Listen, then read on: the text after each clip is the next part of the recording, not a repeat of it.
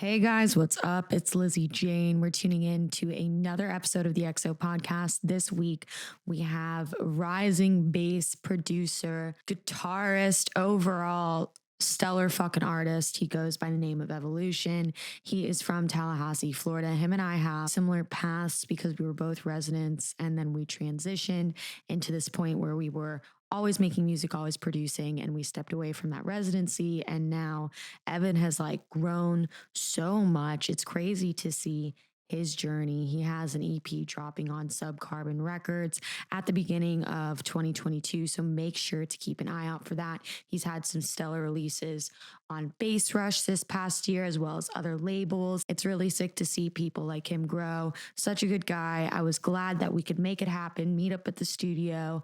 Don't forget, you can get exclusive access to content, bloopers, and more, all at my Patreon at www.patreon.com/thisisLizzyJane. Don't forget, we have a new XO radio dropping next week. I just dropped a new podcast with Jordan Mafi, so make sure to check into that if you're curious about Beatport distribution, so on and so forth. This is Lizzy Jane, and you are tuning into the XO podcast.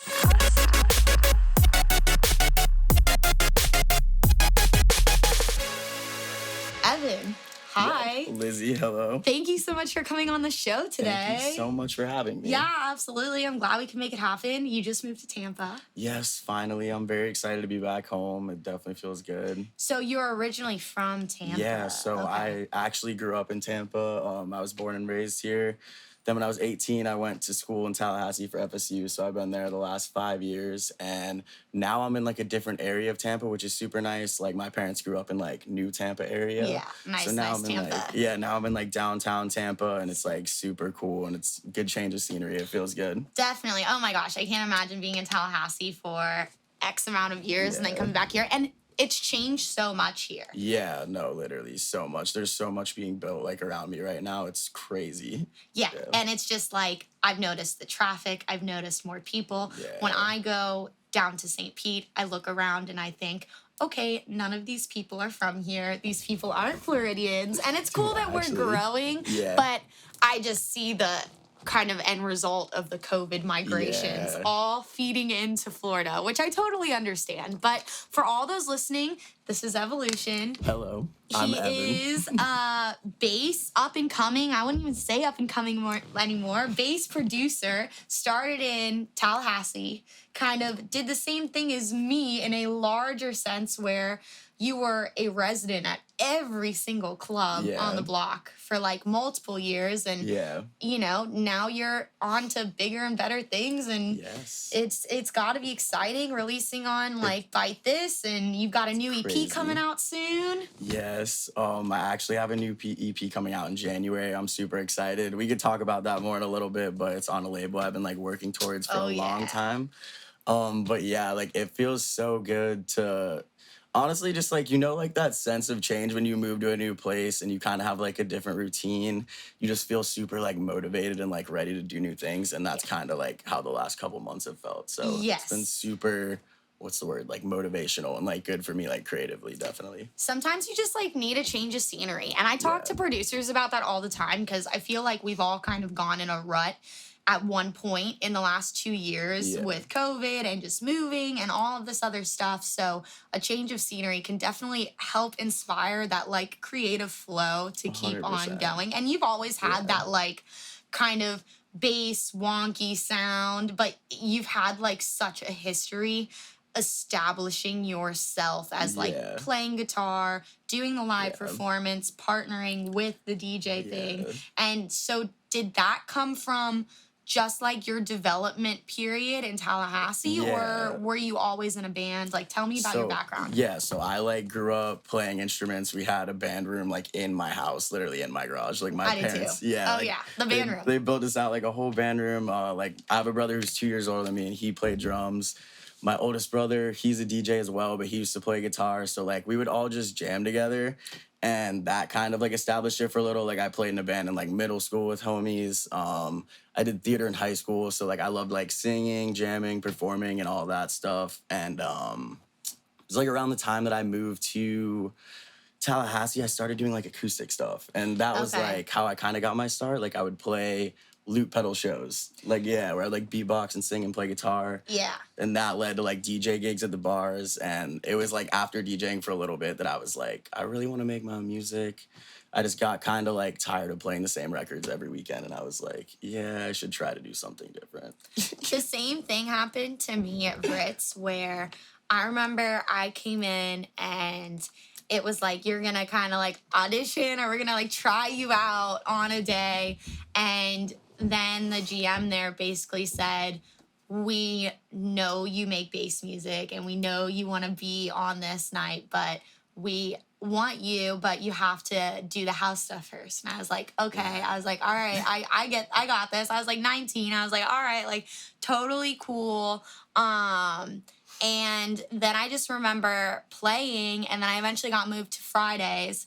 And I was just in the mindset of I'm getting bored playing other people's shit. And then where we have kind of musical backgrounds in like rock and metal and all of that stuff, or at least like basic music theory knowledge, which honestly goes so far in our industry to understand like major chords, minor chords, how to write like musicality.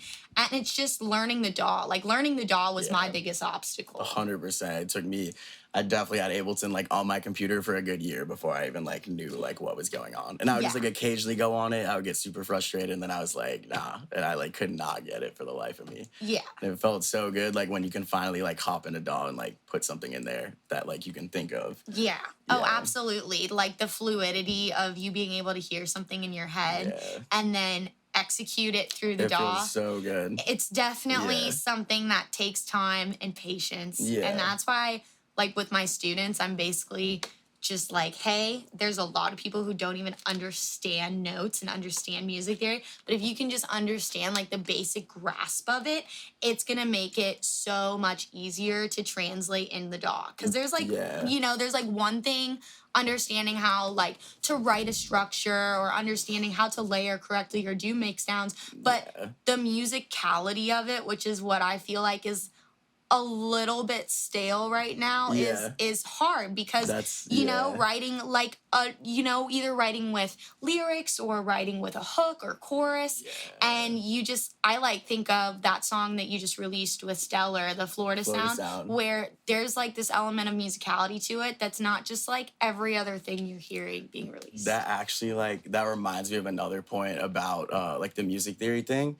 Like lately, I feel like I've been thinking to myself, like, I need to be better about not trying to make like a million different sounds in one track, and instead like really focusing on like the actual like chord progressions and the melodies and picking like a really good sound to fulfill like that. It's the simplicity. Progression. And like it works so well. Like I've been noticing it. I'm like, dude, these work so well. And like, don't get me wrong, I still have a bunch of tracks that like have like a bunch of different sound design pieces, and like I love them, but like I really have been kind of getting back into like keeping it like simple and really good. And you I think have that's important. to. It's so important, but it's hard.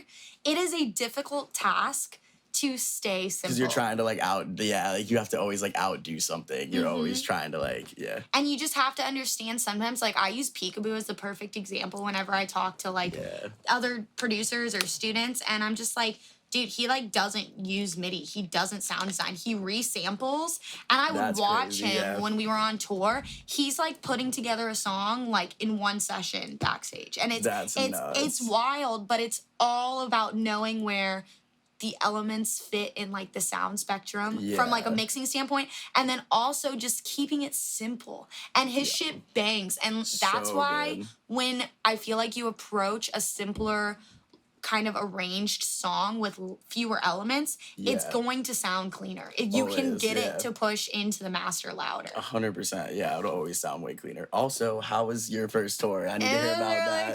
It was really cool. It was super awesome. It's like, you know, it's growing pains where you're in this very similar situation where when you were, you know, it's different being a resident. And I know you did kind of more open format, but towards the end, you played all bass music. You played all your own stuff. And that was very much so the situation I was in, where I was at a point where I was just like, hey, I'm going to play my own music. So as long as the headliner doesn't come to our club and say, they cannot play this, they can't do this, which rarely happens with bass acts, then I'm gonna do my own thing. And it's really crazy. Like, you have this great following now in, like, pretty much the whole state of Florida, but really in that Tallahassee market where you have to step away and say, it's kind of like a mind fuck, because you're like, oh my God, like, all these people know who I am and I can sell hard tickets here and people will come and see me, they'll buy my merch, they'll support me. And then you're like, it's like big fish, small pond to small fish, big pond. Yep. Yeah. And then you have that realization moment that you have to do that everywhere. Yeah, and exactly. Everybody's like journey is different, but I know you're in it for the long term. I'm in it for the long term. Yeah. So it's having to take opportunities like this where, you know, some rooms that you're playing, opening on a tour where there's 5 other acts, you're not going to have a bunch of people. Yeah, and on top of that, regardless of your discography, regardless of who you've released with, a lot of those people don't know who the fuck you are. And so it's like that's also the best, though. Yeah, that's the best when you get to play for a room. Like, I would rather play. I always say this. I was like, I'd rather play for a room of 20 people who don't know me than play for a room of 500 people who like aren't really there to see me and aren't like helping me. Like, you know, like they're not like listening to my music. Like, if I'm at a residency spot, like they're there to hear hip hop. So like, it's awesome to like.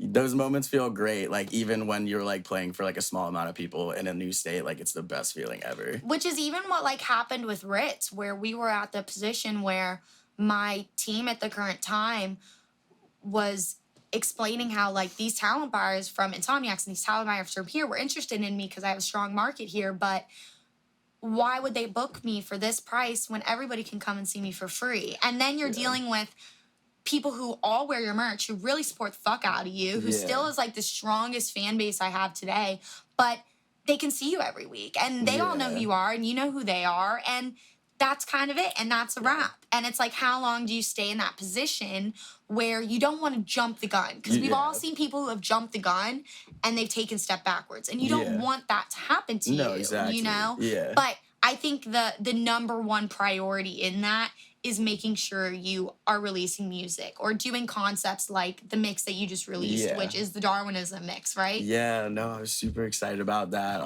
That's like my first like showcase-ish mix. It has it's not like only unreleased music, but it's like mainly unreleased music. It's 20 tracks, has 11 unreleased originals and 1 unreleased remix, and then it's 8 of like my favorite releases throughout the year. So that's fire. And it's all like tied together in this cool little like Darwinism theory, because like Darwin invented evolution. I thought it'd help kind of.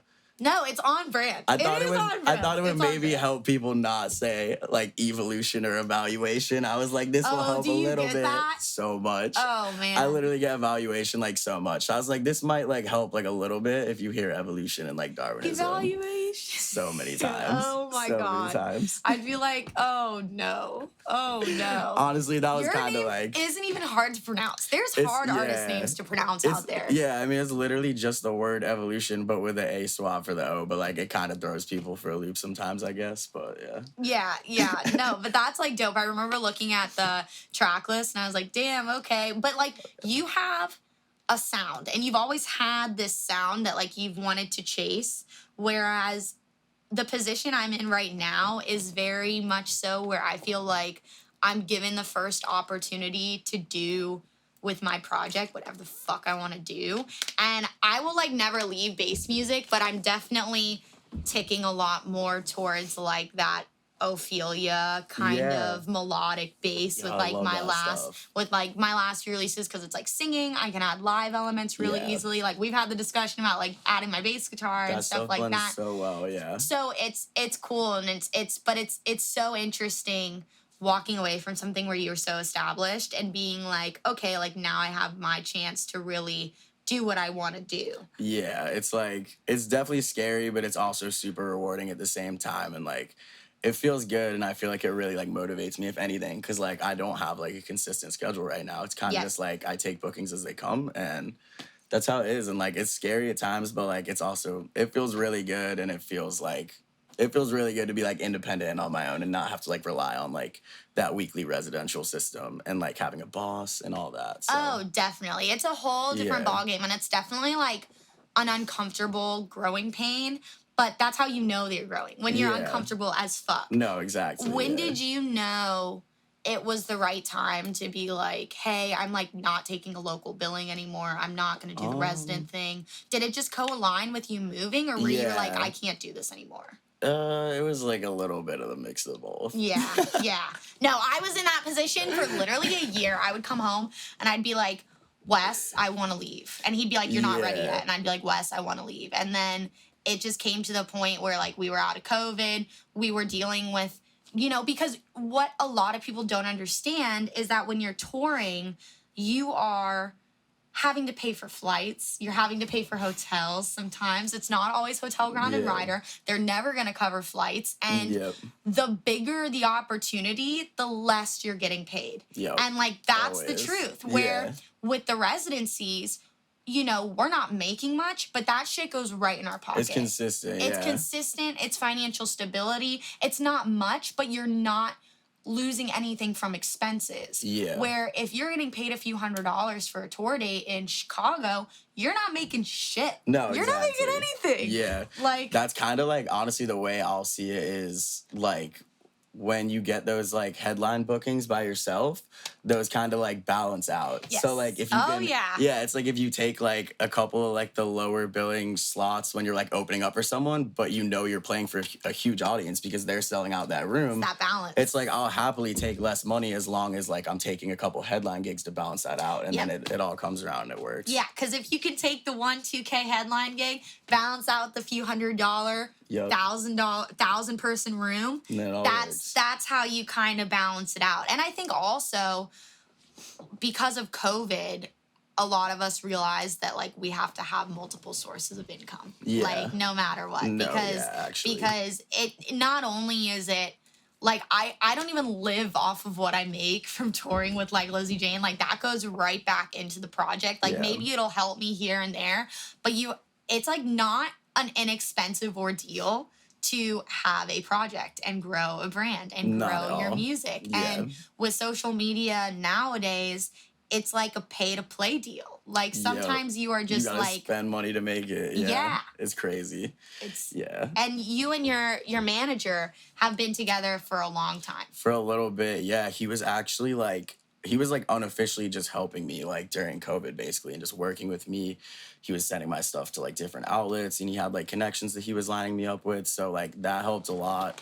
And then when COVID was over, we just like decided to like actually officially work together, and he has been absolutely crushing it for me. He's been keeping like my schedule really consistent. He's been like really good with like motivating me and like making sure I'm like working, but also not like impeding on like the creative flow, and not like, he's like very good about that. So that's fire. And I'm he's looking also for someone like that right now. And he's also very close with my girlfriend, which like that's important. It's good to have a manager who's like good friends with like your girlfriend and like your friends, and you can like, I can like leave to go play and know that like Charles will like hang out with my friends and stuff, and like that's like cool as hell. Like I like that. Yeah, that definitely. I'm recently a like completely independent artist, so I'm in transition of teams right now. So a few people who I'm gonna do trial phases with starting in like Q1.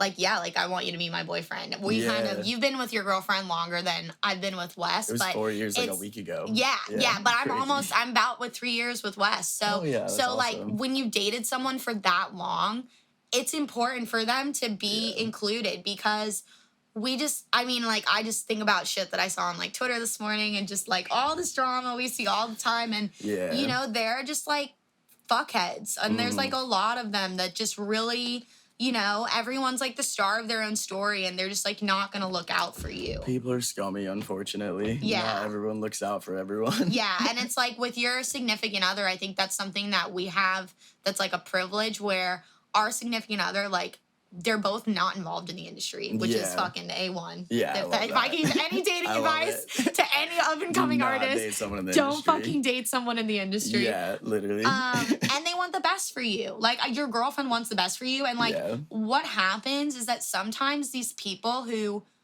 you know, they've maybe, like, had a little bit of a track record, they just want to, like, sell you the dream. And they want to, like, talk this talk and, like, walk this walk. And the reality of it is, like, hard to see sometimes when you want it so bad. And, like, people in your position and my position, like, we've already sacrificed so much to do it. So when somebody comes to us and they're like, oh, like, this is what we can do for you, da-da-da. But they have no like history behind them, it's hard. It's really hard to believe that, yeah. Yeah, but I look at like a similar kind of relationship that like Mike has with Alex, like Blunts and Blondes has with Shambach, where like you have with your manager, where you guys were really together since day one. Yeah. And like that's what I kind of see. I see two kind of different categories when an artist starts with someone who's not necessarily got a huge track record, but they're super hungry and they really believe in your project. Yeah. And I think that's more important than anything, is just like the vision to believe in it. Because if somebody doesn't believe in it and you're just like another client on the block,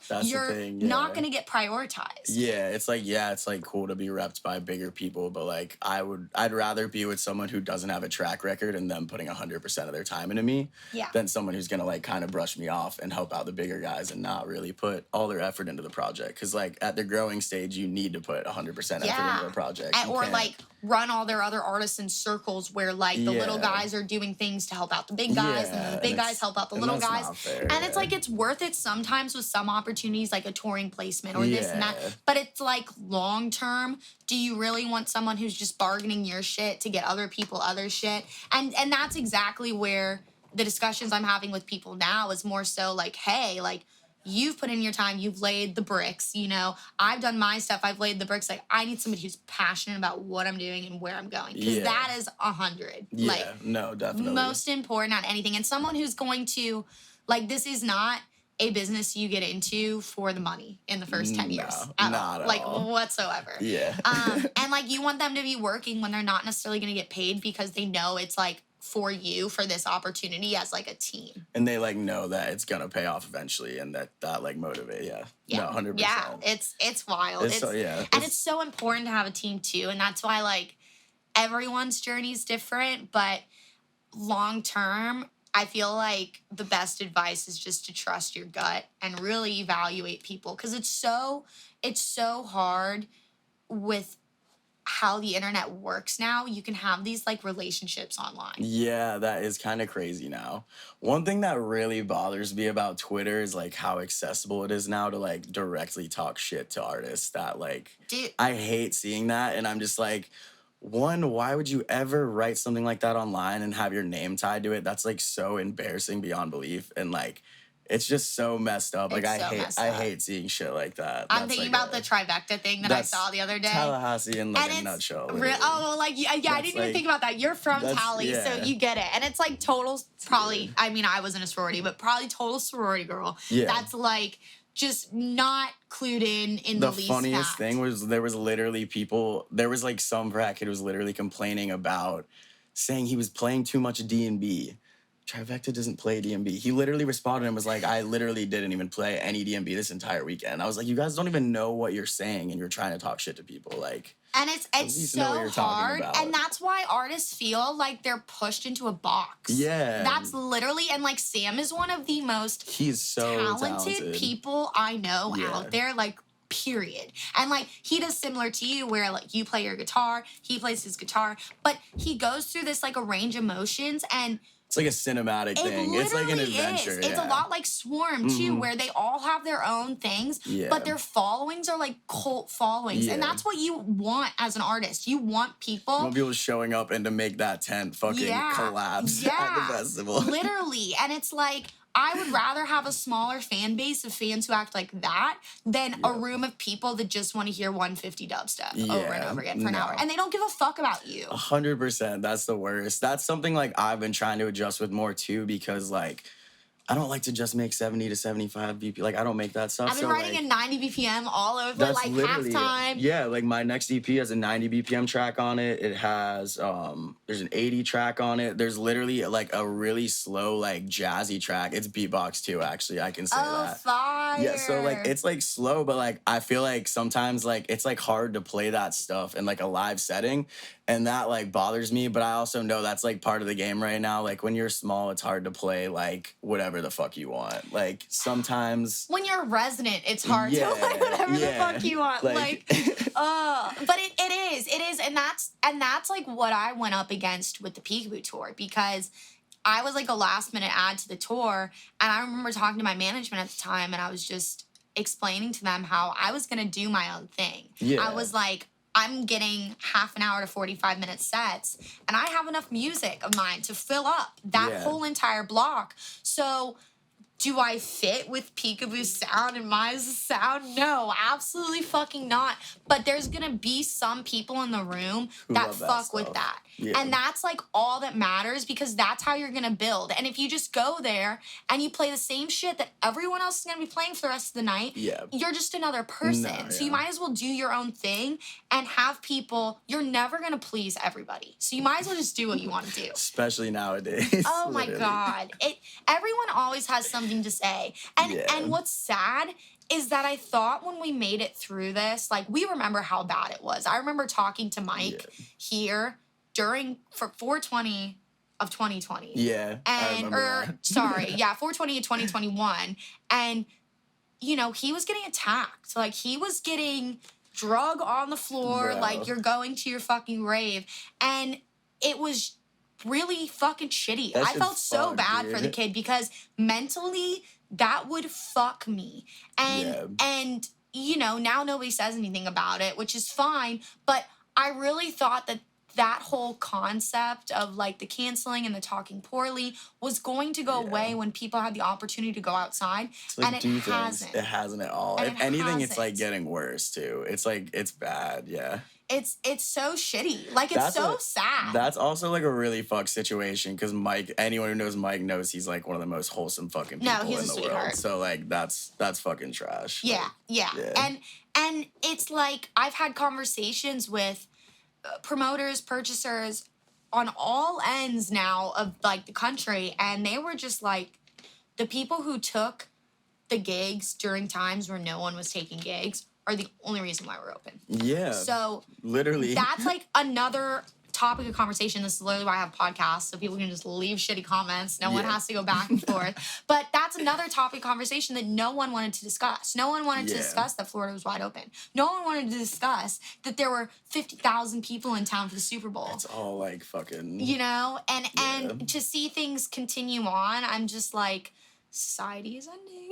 Like, society is imploding. Shit is crazy.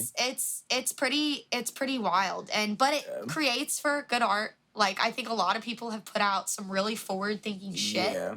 And now that we're back, people don't really want to change what they were doing when we were in COVID. So it's kind of existing in these, or like resulting in these multi-genre things coming out of the bass community, which is super sick. I definitely work on like way more music now, just like since COVID, because like when that happened, all I did was work like 9 to 5 on music every day, because my girlfriend works a 9 to 5. So I'm like, what am I going to do all day besides work on music? Because like when she gets off, like she wants to hang out with me. I'm like, that's not fair to like stay up all night and work on music, even though that's like fun sometimes. But I'm like, I gotta work. And now like I find myself definitely like less feeling an urge to go out and like party or like go to shows. Like I'm kind of like, if I'm not working, like I don't really like going out a whole lot. Like, I'm the same way. For EDM.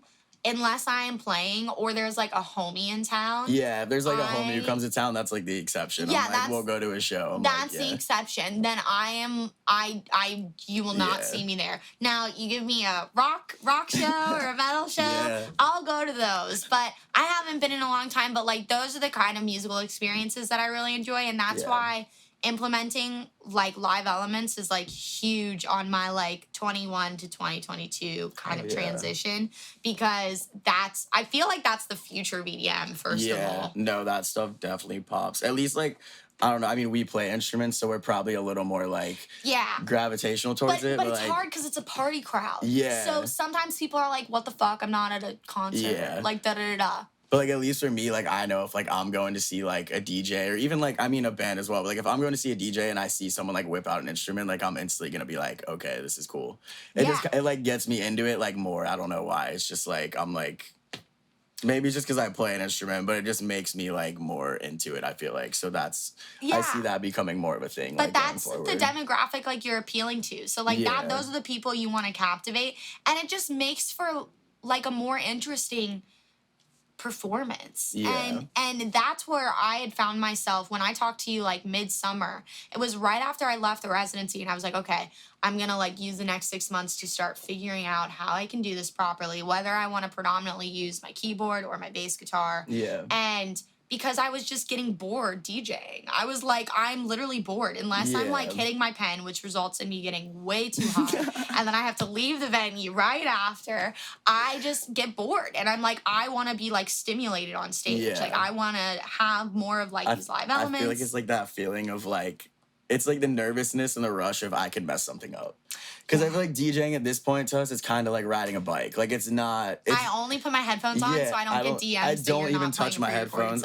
Oh my God. Literally every single set, here's how it goes. I walk up to the booth. I open up my headphone pouch because it has my USBs. I take out my USBs, I put them in, and then I close it and I put it to the side. And I literally don't touch it. I'm literally like A-B. If you're playing your own music and you have it hot queued up, like you know how to DJ without headphones. You don't need to, there's beat matching on the CJs. You don't need to like look at that. And we're not in house music, so it's a little bit of a different technique of DJing where everyone on the festival circuit, most people, even in deep dubstep, you're playing hard cuts. You're playing It's very edits. quick transitions. And it's even not if like you're long. looping, you have like an acapella on one and then you have the instrumental under the other. So it's not this like rocket science thing if you prepare in record box. It's just really not.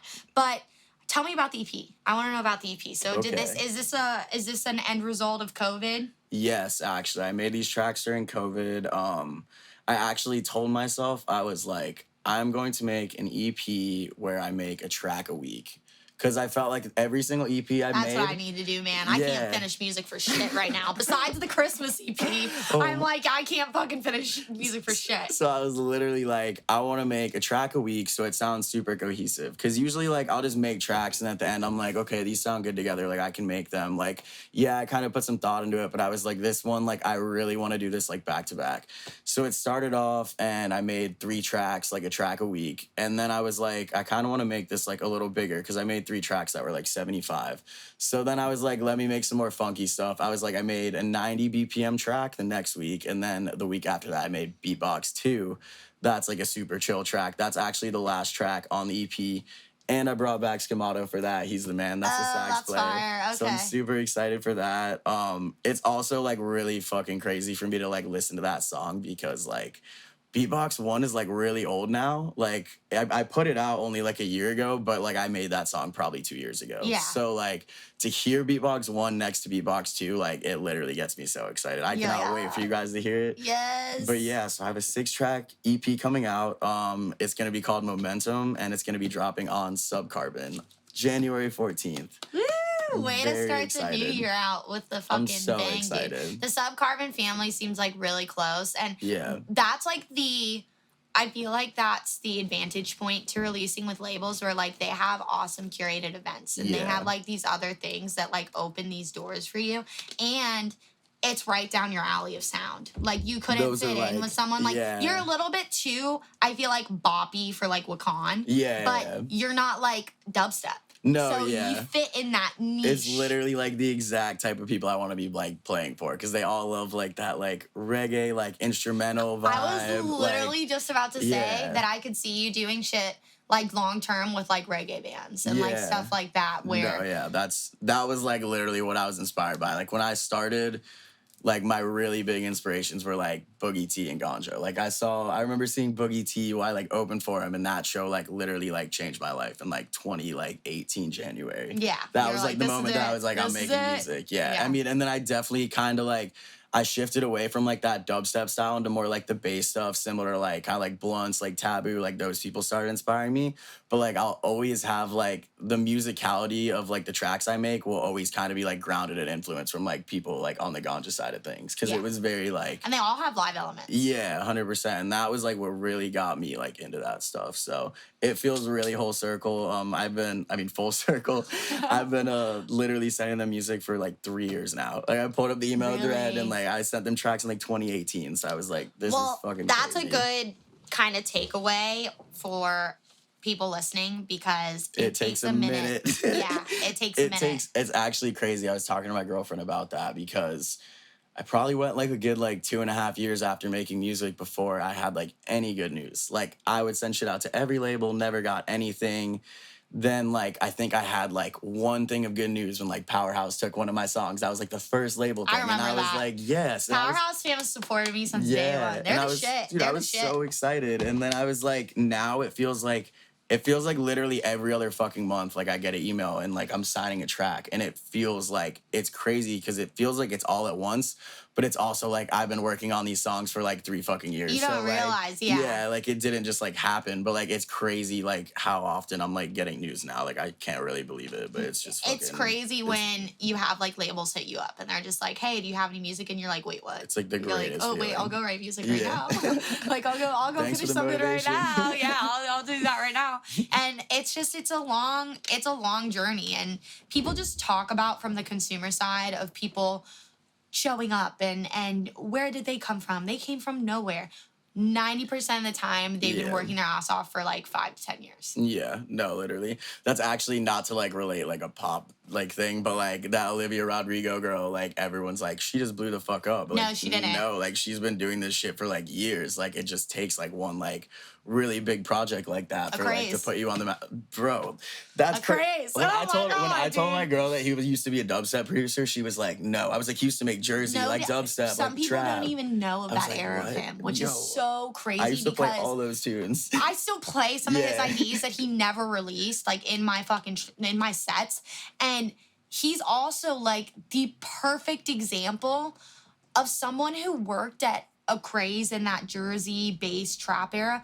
He did that for like 8 years. For a minute, yeah. For at least 4 to 5, maybe 8, stretching it. But consistently putting out music. Yeah. Collabs with and it wasn't like he was this unknown guy. Like, no, like he did collabs with 4B, did collabs with this. He was ghosting for fucking a huge list of people. and it's like then he just switched.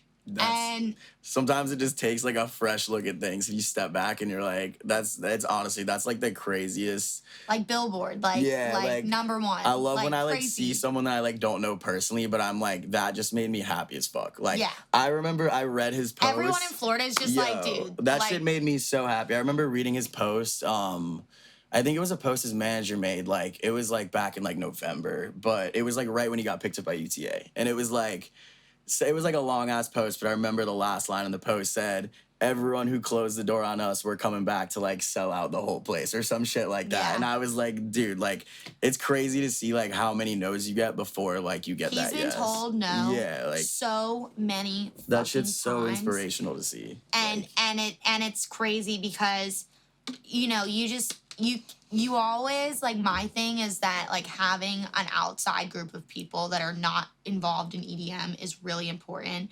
because a lot of people in this industry just kind of want to like use you and abuse it's like you. Self-serving as hell. It's like self-serving. And like, I know he was in those situations a lot where like he got the short end of the stick and he did all the work. So that's like the thing is just like, if you can put your head down and put your blinders on and just work, eventually, as long as you are taking constructive criticism, as long as you are able to turn in one day and say, hey, maybe this aspect isn't working, maybe this is doing whatever, something will happen and you will get somewhere. 100%. Like 100%. It may not be what you intended in your journey, but you have to be open to things. Sometimes people are just like, no, like I want to be on tour with Excision and I'm not going to do anything else. Like, and that's it. And it's not it. Like, you cannot have closed blinds on other opportunities that may throw yourself somewhere that will get you another way to your final goal. Yeah, like I definitely, like I love EDM music, but like I definitely one day want to do like everything. Like I want to make like hip hop tracks, I want to make rock songs, like I want to make literally everything because like why the fuck not? I have my whole life to make music, like to like sit there and only make one type of music for your entire life is like literally impossible. That doesn't make sense. It's like, literally, I don't know who I was speaking to the other day, but they just said it's like eating the same meal every single meal for the rest of your life. How would that be good? How would that be enjoyable or like fulfilling?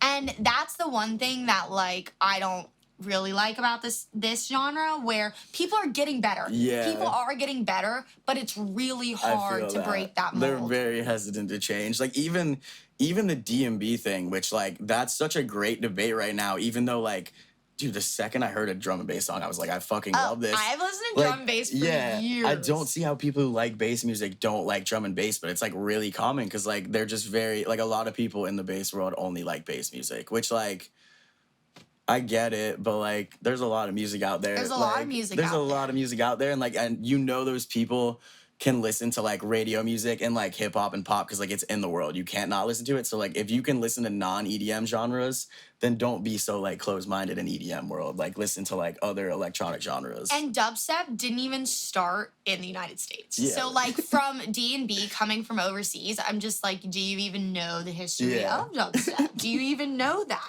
Because that was, you know, the people in UK look at us like we ruined bass music, but that's fine.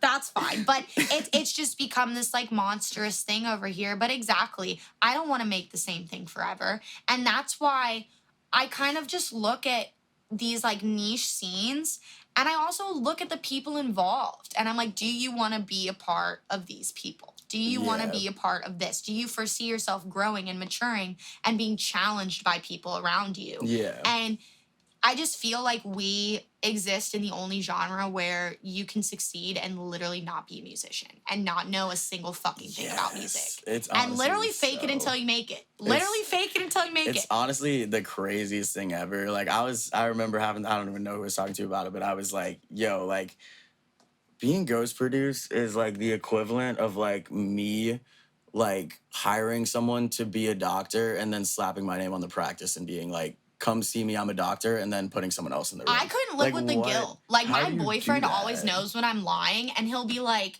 Liz, like, I know you're lying. Like, I know you're not telling the truth. And I just could not. I get it. It is a part of the industry. It is totally a part of the industry. It happens with pop singers. It happens with this. But the problem I have is, like, we're supposed to be producers. It's a one-man project. Like, it's so different. Whereas, like, pop songs are, like, multi-collaborators. Everything's, like... And I wish we could have multi-collaborators and credit people correctly, because I think we could write better music. Oh, yeah, 100%. But from a local standpoint, like, we're both from Florida, like, there is no reason that you... Like, it's okay to just be a DJ. It is okay to do that. Yeah. And it's just really disheartening when you see that, because... I can't even go there with those of that back end. I'm not going to open that can of worms. But it's just like the effort that you put in to faking it. If you put into learning, you would be probably close to the same position. And everyone makes mistakes. Don't get me wrong. I fucking made mistakes. I know everyone has made bad decisions like in this industry, and they learn from it. Like, I don't judge people for making mistakes, but if you're outwardly going and taking an opportunity from someone who is literally like grinding and doing everything to learn, I don't fuck with you. I feel like I feel like if it was like not such a rampant thing, but I feel like the reason that it's like, because I know you're like me, you have that mindset of like, fuck it, like I'm keeping my head down, I'm not worried about what other people are doing. But like I think it's like when you see like those types of people being like put on a pedestal by like big players in the industry who are like standing behind them and are like, yeah, like, and like putting up for them. And I'm like, dude, like that sucks to see. Like there's a million people who are like talented and like who are doing the whole package, like marketing, like they're doing it all. Like I know that's like a common thing you hear is like, oh, they make really good music, but like they're not marketing themselves well. There's so many people nowadays with social media. Dude, like you have all this like podcast. Like you have such like a great brand and like you market yourself so fucking well. Like thank you. The podcast was like not in the plan, but I really like it. And it's like I've met people and things have happened because of the podcast that, in all honesty, my music would have never done for me. So it's a great way to meet people. It's a great way to meet people. I'm kind of a homebody now, especially. I don't like going out unless I play. So I don't like playing the networking game. So like this is how I network. This is how I create conversation. So and it's especially important like where your manager is really great at like going out, doing the networking, talking to people. And that's what a manager is supposed to do. Yeah. They're supposed to be like an extension of you. They're like a third arm. Like I feel like as an artist, I like almost like, unless I like know an artist and like or like have like released on their label, I always like hate like the whole like let me go up to someone like when they're like at a show or in a green room, and I feel like it comes off as bothersome. Well, and you're I'm like, nice too, and you want to be nice, and a lot of producers are nice, but like secretly they're just like, fuck, man, like I don't want to deal with this right now. I just want to work on shit. That's or what chill. I'm saying. So I'm just like, I'm kind of like, unless I know you or like it's like you're standing right next to me, I'm not gonna like go out of my way to bother you if you're like playing a show. Like, yeah, because you would want annoying. the same thing not to happen it's to like you. mutual respect. That's just like annoying. Yeah, and it's like with me, like I've been working on like the EP and I've been working on other stuff, but from the ghost production aspect, it's like I'd rather not release music than like go and buy shit. Like that's literally and that's what people don't understand too, is like from a consumer standpoint, you have to understand that we're humans and we literally all go through shit. We all make mistakes. We all improve. We all have a change of heart to like genres or this or that. And shit happens. People get in mental ruts. Like COVID happened. Like there's so many reasons why someone could not be writing well or not be happy with what they're doing. And it's like something that you put out into the world. And that's the other thing that I hate is like the output of music that's expected from an up-and-coming producer is rough right now. That's one thing I'm definitely trying to change for myself next year, because like I really wanted to get. You released a shit ton of music this year. I felt like I made so much music during COVID, and I was like, if I hang on to this music for too long, like I'm not gonna want to release it. And I was like, I want to have like a good catalog, but I'm like, now that I do, like I have a 6-track EP dropping in January, so I'm like, I don't see myself putting out music for at least for like 3 or 4 months. At all. Yeah, exactly. So I'm like, I'm definitely want to like slow it down next year and like really, because I feel like it makes it more desired too as like a fan. Like when I see like an artist who like drops an album every like not like. To like fucking like Rez or someone like that, or like dude, like Adele just put out an album after 5 years and it's fucking unreal. Porter, like, 10 like years. dude, like stuff like that. He took a fucking decade off. And it like builds up anticipation and hype, and it like makes it more like it's special. And that's where it's like from an up and coming producer standpoint, you have to find that happy medium. Yeah, exactly. Because you can't take 5 years to put out something. No, but exactly. You also right now. There's so many people learning how to produce. It's so an open playing field to however you want to distribute it, whether it's getting signed to a label, whether it's doing DistroKid, whether it's doing symphonic distro. You can get everything out there. But that's the other toss of the coin where I speak to A&Rs or I speak to other people and they talk about someone with an excess amount of music, like a song every 2 weeks that sounds exactly the same, or it isn't good quality. That too. It's like you want to have quality over quantity if it comes down to 100%. Yeah. That's something like I would change if I could go back. Cause like when I first started, like I was like, I wanted to be consistent and release music, but I'm like, there was no point in releasing music for at least like the first year. Yeah. Cause like songs I made like 3 years ago, I'm like, I always fight with me taking down songs that I independently released. I like want to, and then someone will message me and be like, I like this song. And I'm like, really? I'm like, thank you so much. Cause I don't like it. You never know though. Like literally my first song I ever put out, I still get comments. I don't see like comments, obviously Spotify doesn't have comments, but like I see comments on SoundCloud on it. Like I see this and I'm just like, fuck, like I want to take it down so bad, but I can't. I feel like we're also like producers, so we look at things differently. Like most people aren't like tearing apart a song in their mind as they're listening to it like we are. So it's like, and you look at like the evolution of it, and you're like, fuck, like I'm so much better now. I'm like, why did no one show me how the fuck to sidechain? Yeah, why did no one tell me that it sucked? Like, but everybody's listening to it like, oh, you're a beginner. Oh, you're this. Oh, you're that. Yeah, it's like no one. I like always try to do that too and like help out people like if they give me feedback. But it's like you can only give like a small amount of feedback to someone who's starting. Like you can't give them a list of notes because they have to know what you're like talking about. Like that stuff comes with experience. So it's like whenever like a new producer sends me music, like I try to like look at it and like the foundation of it, like do the drums sound clean? Like is everything like cutting through? And like I'm like, this is like I'm gonna give you like small little feedback things that are gonna help out. Like this needs to be sidechained, or like this needs to be like mixed better, EQ'd, or like that stuff is. It's hard. It's I understand why I always have like a mental battle where I'm like, okay, can I mix and master this on my own, or do I get a second opinion and send it off? Do I do this? Do I do that? Because every situation is a bit different. And it's like, I know I don't have analog gear where some of my friends have analog gear that they can mix and master with. So it's weighing everything out. But as like a very beginner, I think learning and being educated on how to do it all is important. Yeah, like you gotta know like a good amount of everything in every area. You don't have to know the intense details and all like the little bells and whistles, but you have to know like a good amount about each like main component to making the music. Oh, like, absolutely. Yeah, like when I first started, like I've always been a musician. So like I listen to some of my songs I made 3 years ago and I'm like, the music here is good. It's just not EQ'd or mixed. Like it's mixed like shit. And I'm like, the mix can kill your whole song. Yeah, and 100%. Most of the really large artists, like Slander level, you know, they send their shit out, which there's nothing wrong with that. But it's like, can you pay $500 for a track? I actually just like recently started doing it. Shout out the fucking legend Plasmo, you're the goat.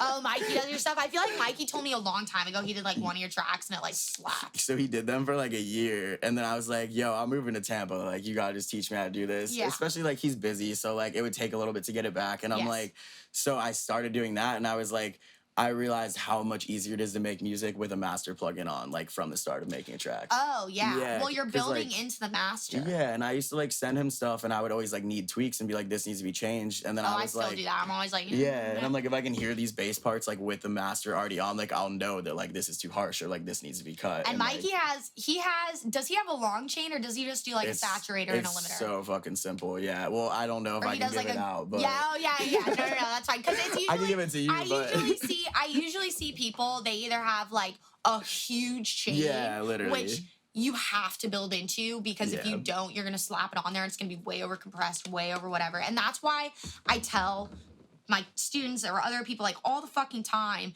is that every rack that you get from someone else was designed for sound that you don't have. Yeah, exactly. So you have to use it strategically because you're destroying the sound every time you put something on there. Yeah. So less is like always more, but then I'm like, no, Subtronics does this 5 times in a row and then fucking freeze and flatten it. So I guess it's just whatever like you're going for. At the end of the day, it just has to sound good. If it sounds good, it sounds good. Yeah. Like there's no there's like ways to get to the end result, but there's no formula. Like that's always how everyone's different. And then there's some people who I just have that like have just a saturator with soft clip. Yeah, that's it. I'm like, okay. That's funny. Yeah. No, yeah. When he showed me it, I was like, this is literally what it is. I was like, it's this simple. I was like, you kidding me? It's like 3 days. Yeah.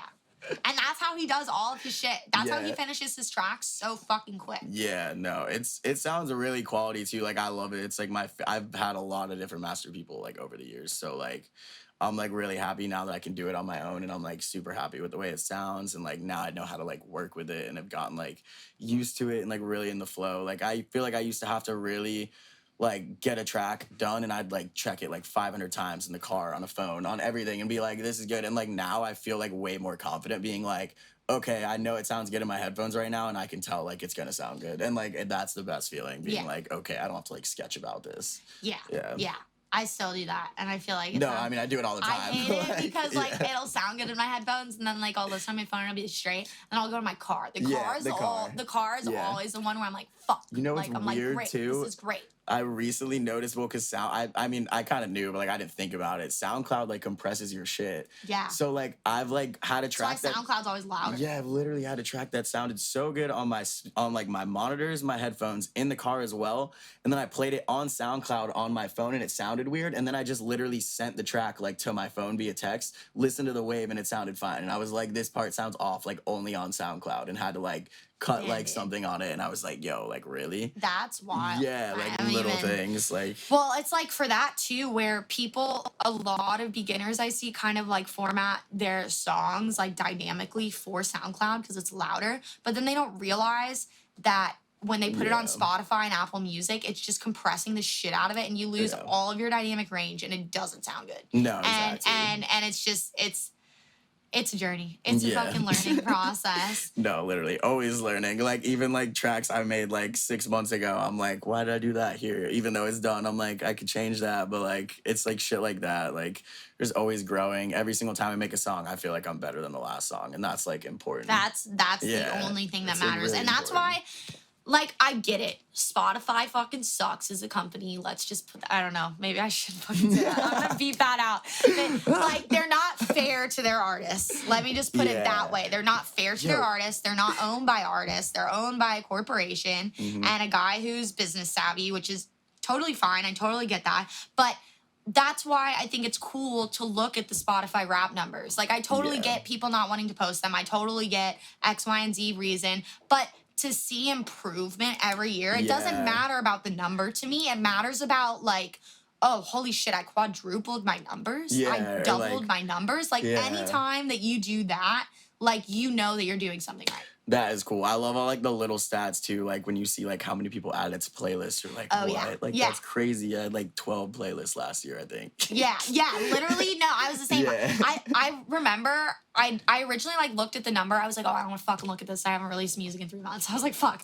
And then I looked at it and was like, damn. I was like, what was my number last year? Right. And I was like a few 100,000. I was only like 90K, I think. And I was like, okay. I was like, all right, I'll take that. No, literally, that's like the best feeling. Like, there was a thing that said like plus like 999%. Yeah, like I had like no listeners last year, so I was like, this is fucking awesome. No, it's a huge growth year. I mean, I definitely think that everyone that's in it for the right reason benefited from COVID, benefited from like the 100%. Opportunity to develop their project in a new way. Like absolutely. And you definitely saw the people who kind of fell off, that were just kind of like planted on the touring circuits and planted on this when they aren't like making in music. It for the shows. And like that's okay. Like being a DJ is totally cool, but we're definitely moving into an era where like if you want to do this on the size that you see people playing these events, you gotta make music. Mm-hmm. You gotta make music, or you gotta be a trust fund baby. It's one of the two. One of the two. It's one of the two. About who you know. Yeah, right. Before we leave off, I want one piece of advice from you for anyone in Florida that's playing. We're gonna have a lot of Florida listeners, people from Tallahassee, people from Tampa, that's playing local shows. They're making some music, and they just feel like they're in a rut and they don't know what to do. I love that.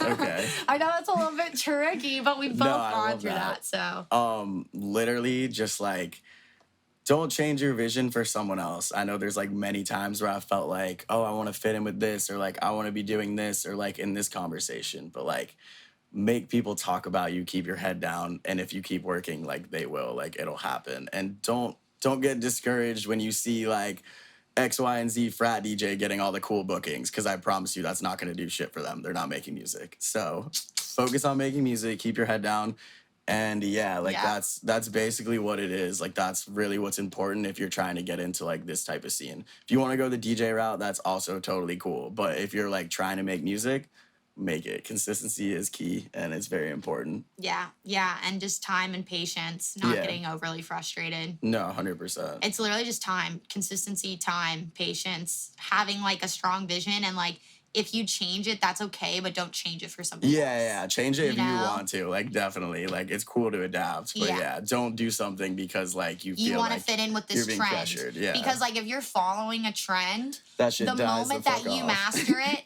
it's gonna be gone, and then you're gonna be behind the wave, and then you're gonna be like, oh my god, I just wasted a year learning how to make tear out. I just wasted a year learning how to make X, Y, and Z, and it's not gonna be hot anymore. So just do what you want to do, and it's gonna take longer, but it's gonna be worth it. I will leave you off with this. Definitely don't ride trends, make your own waves. That is a teaser for the EP coming out. Awesome. Hell yeah. Thank you, Evan, for coming on. Thank you so much for having me. Everybody go check out Evolution's new mix, as well as the EP that's coming very soon. Yeah. Very excited. Thank you guys so much. Out. Hell Thank you. All right. See you guys next time. See you guys later. Thank you guys, as always, for tuning into the XO podcast. I really loved this episode, so I hope you guys liked it as much as I did. If you want ad-free episodes, make sure to head over to my Patreon. If you want a shout out on the podcast, make sure to head over to my Patreon. If you want edit packs, sample packs, vocal packs, one-on-one lessons, make sure to head over to my Patreon.